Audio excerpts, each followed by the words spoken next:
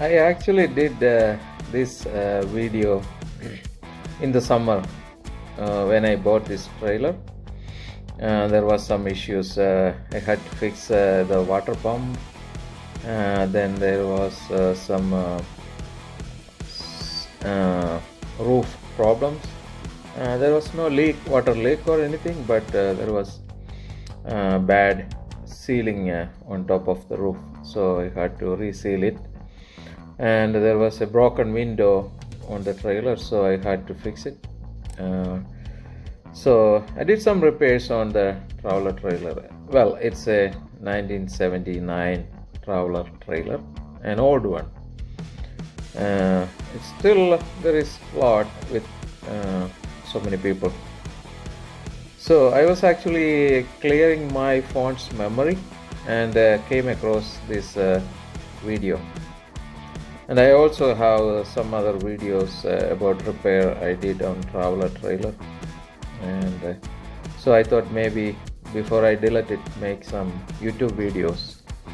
Because when I was looking for help about this specific PAR single fixture pump, there was no help available. I think most of the folks who had it maybe upgraded to other newer ones. So I'm kind of fixing and using a person. Maybe I take more time than buying a new one. Anyway, maybe there is some other guys looking for help. That's why I'm sharing this video. So I hooked up after fixing it, and it was working okay for my needs. So I hope this video helps some guys, and I hope you like it. Please like and share if you want to. So I'll be keep doing some more videos regarding repairs on my camper and also camping as well. Thank you.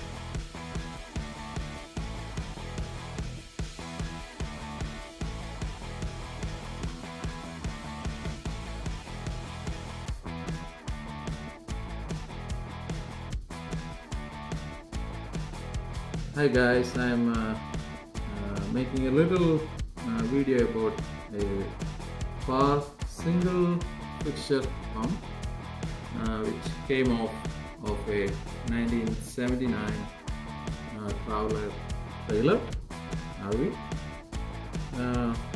This was doing nothing, so I hooked up to a battery. It was just dragging the voltage down. So I tried to open it. I couldn't open this, so checked on YouTube for some help how to open this. Couldn't find any video, so I thought maybe I try to open it. If it breaks, let it go and buy something can do the job.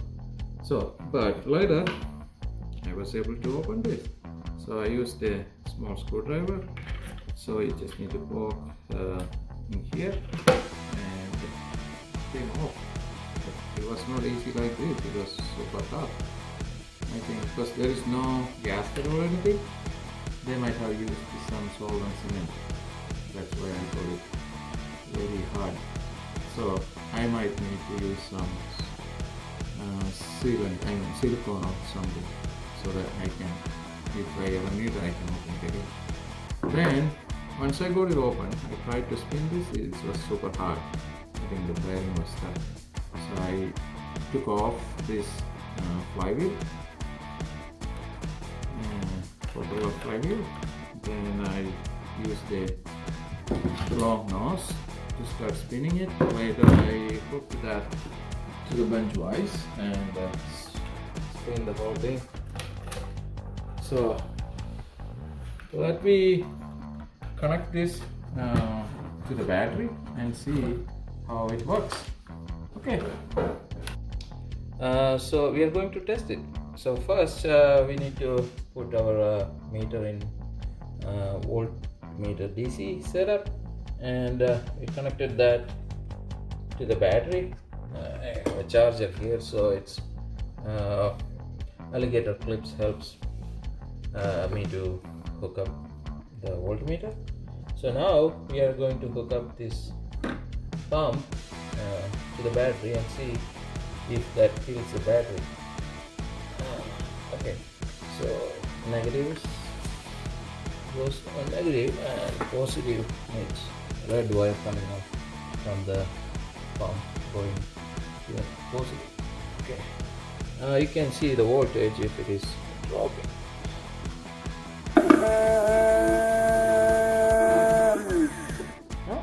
The voltage stays on and the pump working. Now because we have a clamp meter which we can also measure the ampere. So we are going to use this as an ammeter.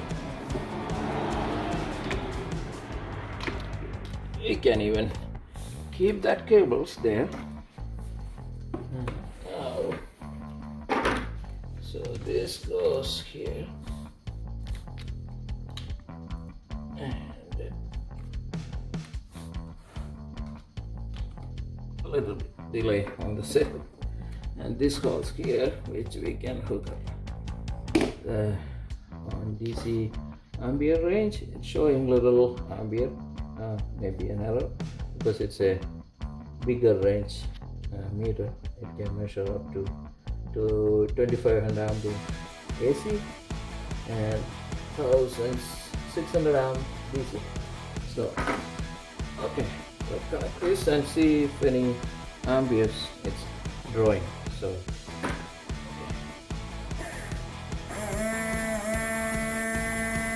yeah, it draws 1 ampere, so it sounds like it is good, which in this label it is labeled 1.6 amps with load. So these motors are designed, this motor and this pump are designed to work even without water, which means dry runs. So should be good. Now we will seal this with the cover and with some kind of sealant, and let's see how that works. Okay, thank you for watching.